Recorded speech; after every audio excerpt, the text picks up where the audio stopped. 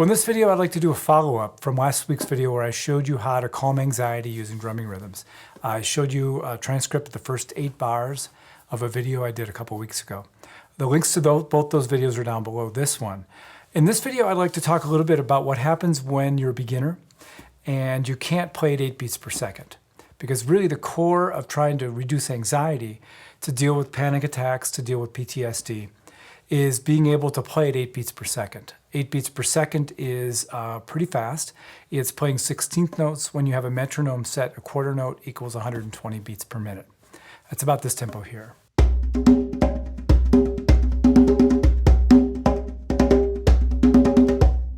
So that's pretty quick, pretty hard for a beginner to do. Even intermediate players are going to have some trouble with this. So if you're going to try to calm and you can't play that fast, we need to approach things slightly differently. Because we're going to be in training if you're playing slower than 8 beats per second. Remember, 8 beats per second is getting your brain into a low end of an alpha state of consciousness. It's an outwardly directed state where we're receptive, where our brains tend to be synchronized and we tend to be calm. And this is a place you want to go to when you're trying to reduce anxiety, when you're trying to deal with a panic attack, when you're dealing with anxiety-based behavior, say you have a child on the autism spectrum, or if you're dealing with the trauma and anxieties that you feel from PTSD. That's where you want to go. Otherwise, if you're playing slower than that, now you're talking about getting someone to entrain to a theta state of consciousness. And theta is not a great place for any of those particular things, for chronic anxiety, for panic attacks, for anxiety around PTSD, towards anxiety-based behaviors. If you're playing below 8 beats per second, you can actually make those things worse because you're bringing someone into an internally directed state, an altered state of consciousness. So your approach has to be different. I'm still going to show you one of these rhythms because I think it's a good rhythm to learn. And then if you can develop your technique, you can get up to that 8 beats per second.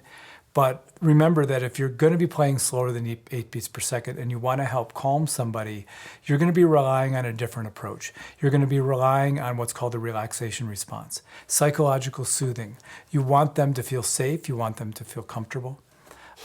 Because if you do get to the point of entrainment, at least they're going to be in a place emotionally and psychologically where they can handle slowing down.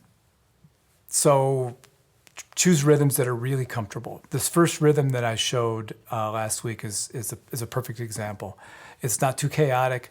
It's in a time signature that feels pretty comfortable. You can tap your foot to it. You can feel the cycle of it. Even though it's in 6/4, it's got a feel to it that feels very comfortable and very musical, very familiar.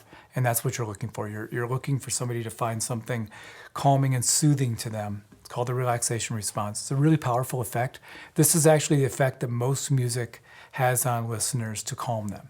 So when you're looking at calm from classical music or folk music or whatever, jazz or whatever kind of music that you tend to like, you're responding based upon an association to the music and a psychological soothing.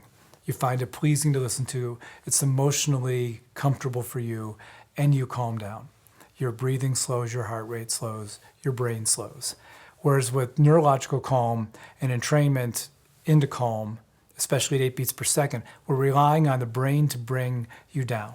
You're relying on the brain to get into a calm state, which will then reduce your heart rate, your respiration, and make you feel calmed. So I'm going to play this rhythm for you. We're going to go by really slowly so beginners can kind of see what's going on here. And if you watched the other video and you didn't really catch what I was doing, even if you're an intermediate or advanced player, this will kind of lay it out for you because I'm doing some weird sticking here. And I do this sticking because I want to set myself up to be able to play an odd meter. Everything I do is based upon groupings of 2s and 3s. So I'll have a whole bunch of groupings of 2 in a row, which will get me a 4/4 measure maybe, or groupings of 3 in a row, which will get me a 12/8 measure maybe, or combinations of these, which will take me all over the place, anywhere from, like you see in this transcript, a 6/4 measure, 7/4 measure, 21/16 measure. Having a double stroke in there allows me to have the flexibility to go in and out of odd meter very easily, very smoothly. It allows me to phrase things in a way that creates syncopations, which can be both pleasing and also undecipherable. And that's the goal here. So if you can learn how I do these double strokes throughout the way I play, you're going to start seeing how much flexibility you have in being able to play differently than you might otherwise. If you're a classical djembe player and you play in an ensemble, you were probably taught to just play the notes. So if you look at the transcript here, let's take a look at the first measure of this 8 beats, or this 8-bar phrase, the 6/4 measure. If you take a look at it, I've got 4 different strokes. I've got a bass tone, which is your palm in the center of the drum, on a goblet and barrel-shaped drum, the djembes, the kungas, things like that. Open tone, you're hitting the edge of the drum with the kind of knuckles of your palm and letting your fingers kind of bounce off. You want an open, unobstructed tone, kind of as rich as you can get. And then the next is a slap tone, and that's where you cup your hands. It's a close slap. You're cupping your hands and you're choking off the head.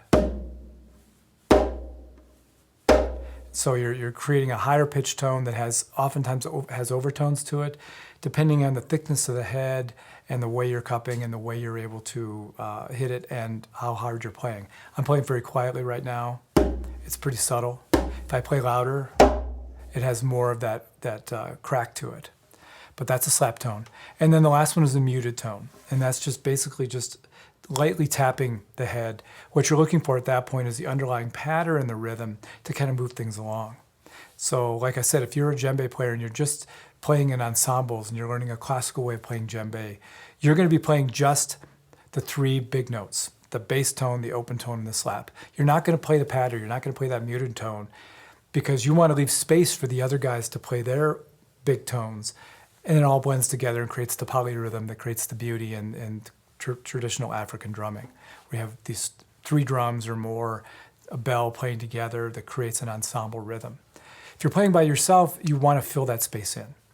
And when I teach ceremonial drumming, and I have a ceremonial drumming session in my drum healing, and I also have a ceremonial drumming course, I show you the ensemble rhythms broken down to the 3 different drums in the bell pattern. And then we create what's called a composite rhythm. And that's basically taking the important parts of those 3 drums and bringing it down to 1 drum that you can play by yourself. Or you can play in a drum circle where everybody's playing either something similar to you or whatever they feel like. And you don't have to rely on the way that the djembe patterns and the African drumming patterns kind of leave space for each other. That's not how it's done. So filling in the space with that muted tone is really important. It also keeps you steady in your rhythm because I'm playing a constant 16th note. And the only thing that difference is the notes I'm playing, the orchestration that I'm doing. And I don't have to think about what it means to play. For instance, if I take these first 2 bars of the 6/4, it's kind of a samba. Loud, soft, soft, loud, loud, soft, soft, loud. And I get rid of the softs and I just play the loud notes.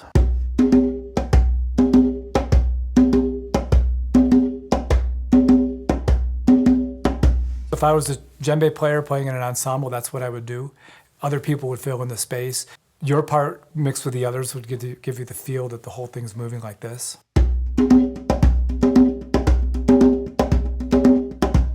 So filling that in is important. Notice that it also keeps me really steady.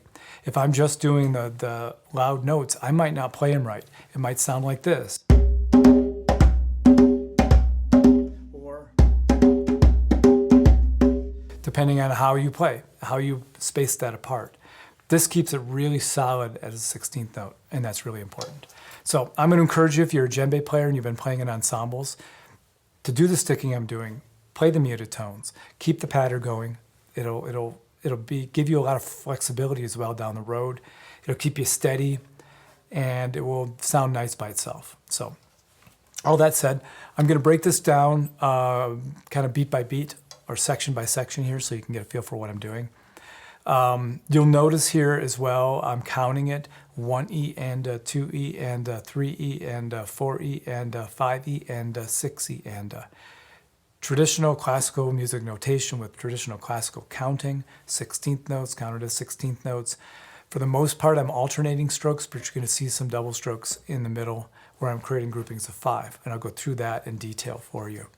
The first group we're going to do is the first two beats, 1E and 2E and alternating strokes. The downbeat of 1 is a bass tone.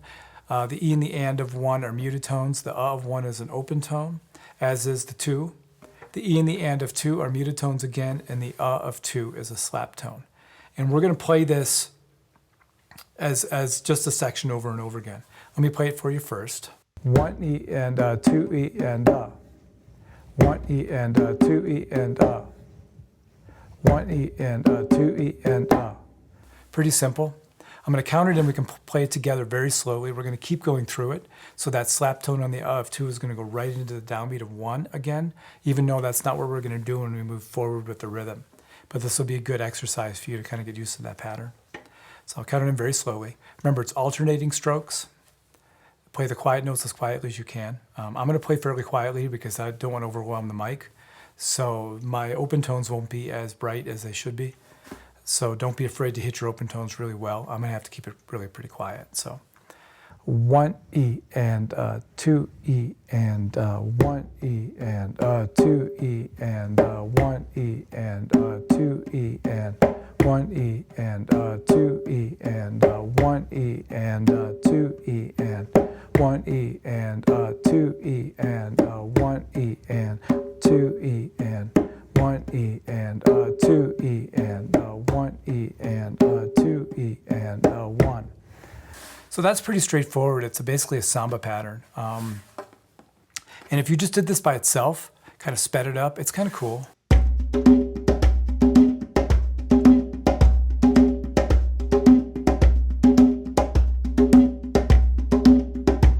Good exercise to do. You're getting used to playing bass tones, open tones, slap tones. Good thing to do. So this next grouping, I'm going to break down the 2 5-beat phrases, and I'm going to back up actually and not start at 3 because that's the middle of the 5-beat phrase.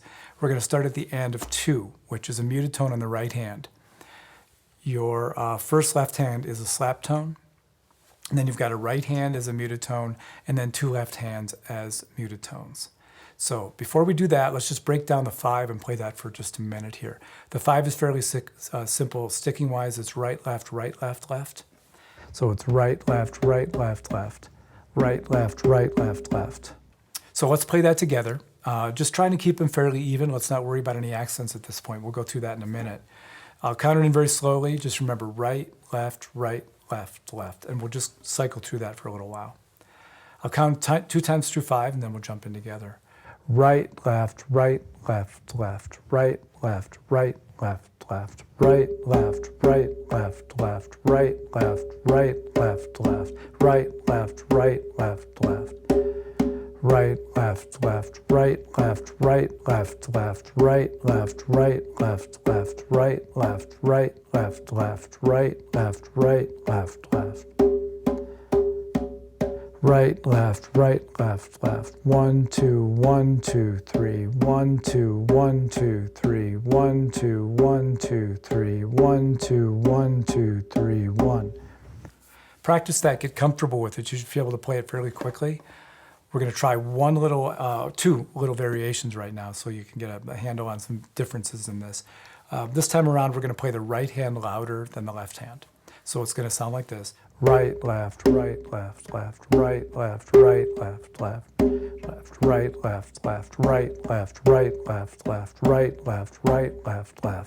So I'll count it in, we'll play it together. Right, left, right, left, right, left, right, left, right, left, right, left, right, left, right, left, right, left. Right, left, right, left, right,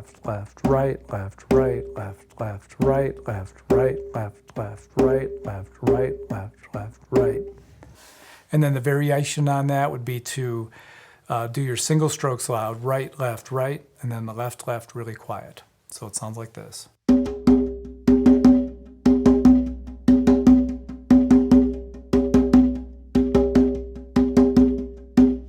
So let's do that together. Right, left, right, left, right, left, right, left, right, left, right, left, right, left, right, left, right, left, right, left, right, left, right, left, right,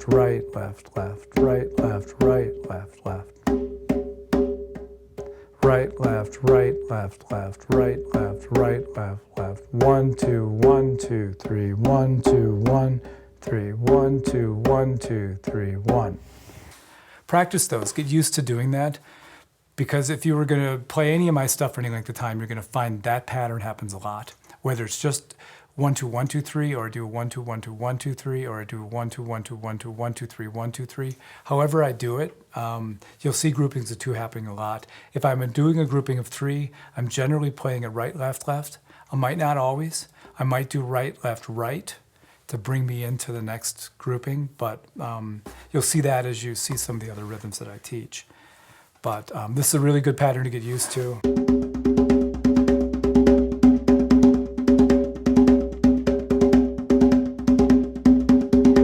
I was just basically going 1 2 1 2 3 1 2 1 2 3 1 2 1 2 1 2 3, just to kind of break it up a little bit.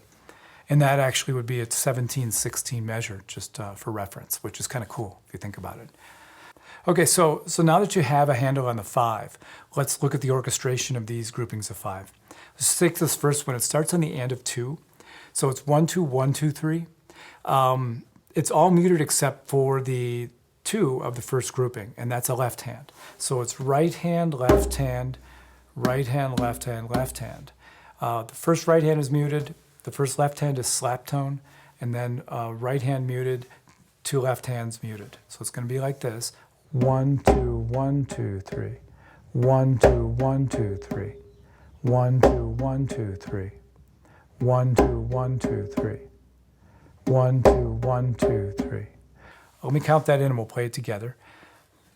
1 2 1 2 3, 1 2 1 2 3, 1 2 1 2 3, 1 2 1 2 3, 1 2 1 2 3, 1 2 1 2 3, 1 2 1 2 3, 2 1 2 3, 1 2 1 2 3, 1 2 1 2 3,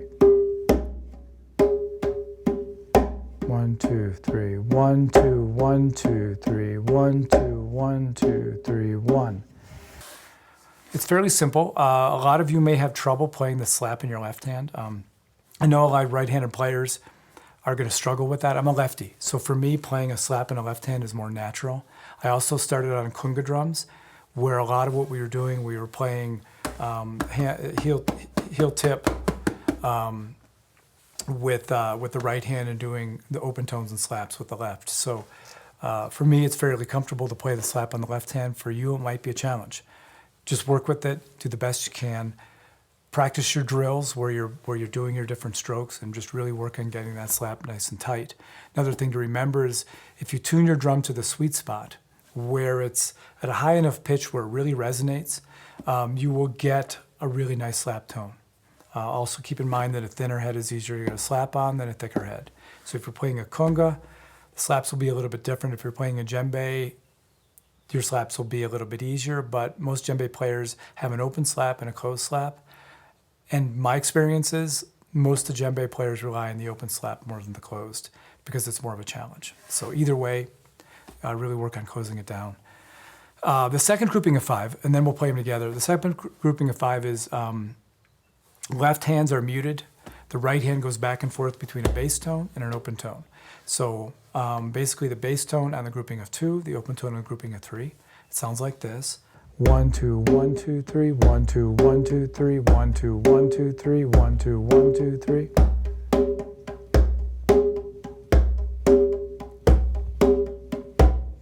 So let's count it in. I'll play it together. 1 2 1 2 3, 1 2 1 2 3, 1 2 1 2 3, 1 2 1 2 3, 1 2 1 2 3, 1 2 1 2 3, 1 2 1 2 3, 1 2 1 2 3, 1 2 3, right left right left left right left right left left right left right left left right. So let's put these two together. This might take you a little while to get comfortable with because you're having to get that slap one in there and then remember to do the other one. And it's just a matter of repeating yourself, going slowly. So I'll count it in. We'll go very slowly together. Remember that the first note is a muted tone on the right and then a slap on the left, and the rest are muted. So here we go. 1, 2, 1, 2, 3. 1, 2, 1, 2, 3. 1, 2, 1, 2, 3. 1, 2, 1, 2, 3. 1, 2, 1, 2, 3. 1, 2, 1, 2, 3. 1, 2, 1, 2, 3. 1, 2, 1, 2, 3. 1, 2, 1, 2, 3. 1, 2, 1, 2, 3. 1, 2, 1, 2, 3. 1, 2, 1, 2, 3. 1. So that's the middle grouping. Now, if you put the middle grouping and the beginning one that we did together, we actually get a 4/4 measure. So we're going to play that together a little bit. This rhythm by itself is kind of cool. If you didn't add the end of this on and just played these 4 beats, it's something you can use in a lot of musical situations. So the challenge here will be just getting used to the counting being different, because I'm not going to be counting this as 1, 2, 1, 2, 3, or right, left, left. We're going to put it in the classical musical counting of 16th notes. So the way to look at this is your double lefts end up on the E and the and of 3, and the and and the of 4. So just remember that as we go through here. I'm going to count in 3 and 4 and we'll go from there. 3 E and 4 E and 1 E and 2 E and 3 E and 4 E and 1 E and 2 E and 3 E and 4 and 1 E and 2 E and 3 E and 4 E. 1 E and 2 E and 3 E and 4 E and 1 E and 2 E and E and 4 E and 1 E and 2 and 3 E and 4 E and 1 E and 2 E and 3 E and 4 E and 1. So practice that, get comfortable with it. It may take you a little while, because those left hands are different for a lot of people. It's something you're probably not used to doing. I'm comfortable with it because this is the way I've been playing for 30 odd years. But you'll get used to it, you'll get good at it, it'll become fairly familiar and comfortable for you, and then you'll be able to play around with it the way I do, which is what we're looking for here. So, okay, so let's look at the last 2 beats, beats 5 and 6 of this measure. You notice beat 5 is the same as beat 1. We've got a bass tone on the downbeat on 5. The E and the and are muted, and the is an open tone. And then beat 6 is just open tones all the way through it. So let's play these together really quick. I'll play it for you, and then we'll play it together.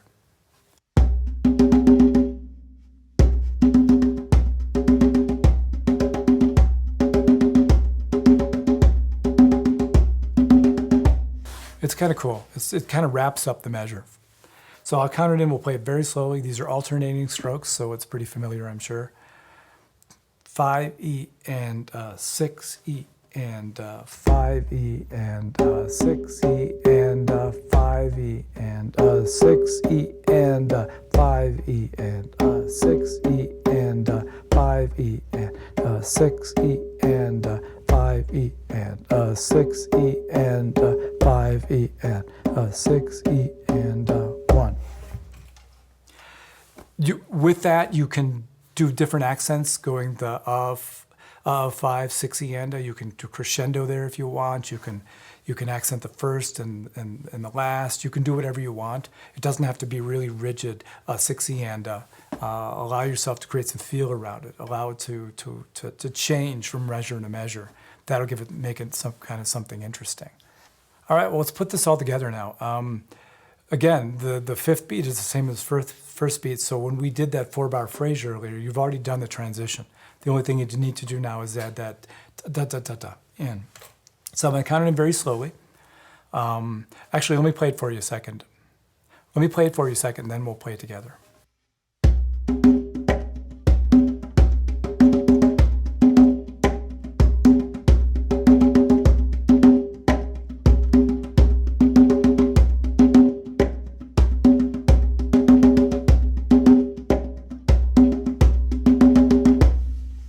Okay, so let's play it together. We'll go very, very slowly here. I'll count 5 E and 6 E and then we'll jump in together. 5 E and 6 E and 1 E and 2 E and 3 E and 4 E and 5 E and 6 E and 1 E and 2 E and 3 E and 4 E and 5 and 6 E and 1 E and 2 E and 3 E and 4 E and 5 E and 6 E and 1 E and 2 E and 3 E and 4 E and 5 E, 6 E and 1 E and 2 E and 3 E and 4 E and 5 E and 6 E and 1. So practice that, get used to it. It might take you a little while, depending on how well you play these double strokes and how well you can orchestrate and whatnot. And as you get comfortable, I'll come back and then do this. We're going to play a little bit faster together. So don't feel like you can do this now necessarily. Allow yourself to work on it, come back to this video later. And once you're ready, we can play together at a little bit more of a typical tempo. So let me count it in a little bit quicker, and we'll see what we can do here. 5 E and 6 E and 1 E and 2 E and 3 E and 4 E and 5 E and 6 E and 1 E and 2 E and 3 E and 4 E and 5 E and 6 E, 1 E and 2 E and 3 E and 4 E and 5 E and 6 E and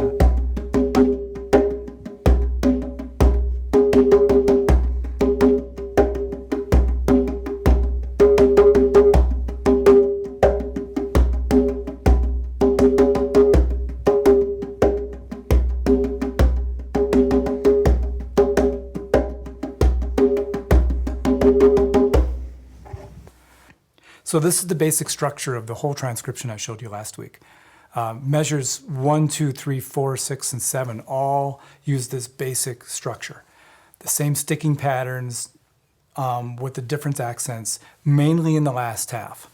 The only real difference is going to be the first measure. You've got the double bass, you get the 1 and the and. So instead of playing a open tone on the on the left hand, you're going to be playing a bass tone on the right hand, a beat before that. So instead of doing, you're going to be doing, and that's the only difference between the two. So otherwise, when you get into the 7/4 measure, we added 4 more beats of alternating strokes. That turned the 6/4 into 7/4. And the 21/16, let me talk about this for a minute. The 21/16 is not, as I described it in the video last time, chopping 3 notes off of a 6/4 measure. That's the net result, but instead of chopping 3 notes off, I added another grouping of 5 instead of doing the final 8.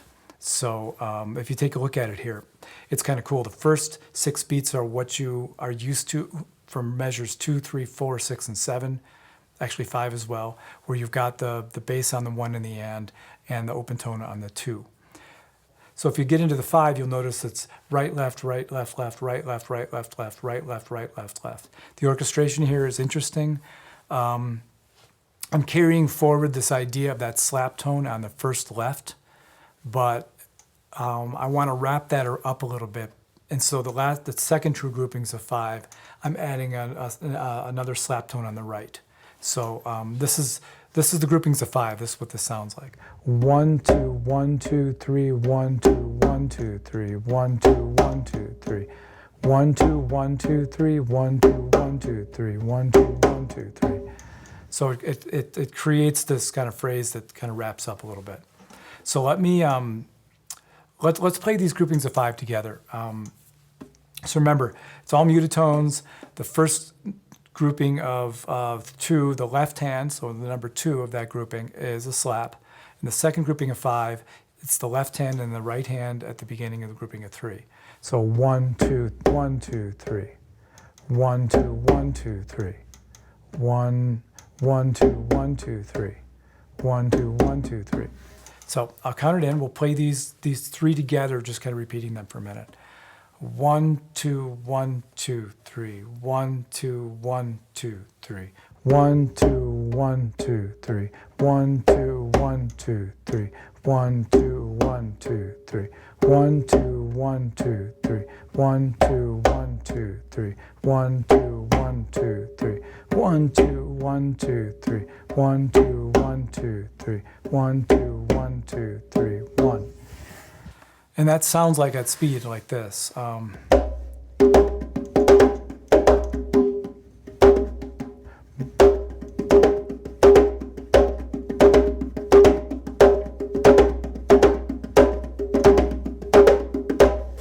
Putting it in the context of the full rhythm, it sounds like this.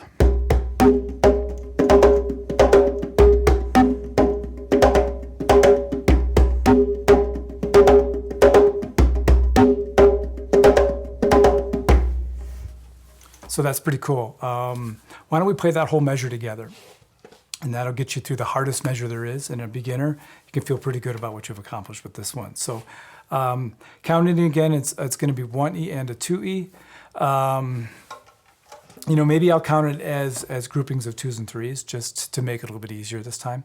So I'll be going 1, 2, 1, 2, 1, 2, 1, 2, 1, 2, 3, 1, 2, 1, 2, 3, 1, 2, 1, 2, 3. I'll count in 2 groups of 5 and then we'll play together.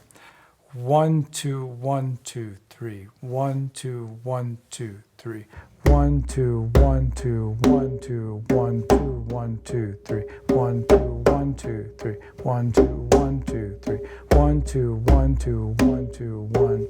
1, 2, 3. 1, 2, 1, 2, 3. 1, 2, 1, 2, 3. 1, 2, 1, 2, 1, 2, 1. 2, 3, 1, 2, 1, 2, 3, 1, 2, 1, 2, 3, 1. So that's the 2116. And then get to the point where you don't have to count it. Get to the point where it's comfortable just playing it, you're feeling it, and then you can move on to the next rhythms. One of the most difficult things people have when they're playing an odd meter is they don't know how to count. They don't know. They're used to counting 1E and a 2E and, or 1 and 2 and, or just the downbeats 1, 2, 3, 4. And when you have to start thinking in terms of counting in these groupings of 2s and 3s, or just letting it flow, which is what I tend to do because I've been playing it so long, it gets a little difficult. It gets a little challenging. So if you're a player who's used to tapping your foot all the time, stop it. You don't need to do that. It's going to get you in trouble down the road. Stop tapping your foot. Get internalized in your head. Count it first, and then just start letting it happen. You're going to know where you are in the beat. So you'll figure it out, and then if you start playing it on meter, you'll start getting really comfortable. Just a note as well on this transcript, the session I drew from was about 5.5 minutes long that I played to help calm anxiety. I took the first 8 measures of that to show you how I think and the way I structure things. If you were to listen to that video, there's a lot of other rhythms I'm bringing in. These first 8 measures represent about 30 seconds of that 5.5 minutes. That other 5 minutes worth of playing rhythms that sometimes get way off of this. I've got some other themes that I bring in. So if you're interested in knowing more of what I do, take a listen to that video and just see where it goes. I will be doing some other videos like this where I transcribe some other things like focus and some trance work and stuff. I'll be doing that in the future, but just recognize this is just really a starting point. This gives you an idea of how I structure things, the way I think. The idea here with calm, if you're calming anxiety, PTSD, panic attacks, anxiety-based behaviors, you're looking at a training to an alpha state of consciousness, 8 beats per second or so. That's fast. It's pretty fast drumming. If you can't play that quickly, think in terms of creating something comfortable, psychologically, emotionally comforting for somebody to listen to, because now you're relying on the relaxation response because you're getting them into theta. Theta can be really powerful dealing with anxiety attacks and PTSD if your therapist knows how to work with that, because what that state of consciousness does is it opens us to other parts of our experience. Internally directed state opens us to the way we feel about things, the way we perceive things on a very deep emotional level. And if you have a skilled therapist walking you through that process, it can be really powerful. If you don't, it can be kind of traumatizing. So be really careful with that. So hope you enjoyed this. Practice, get used to these doing alternate strokes, and I'll see you in the next video.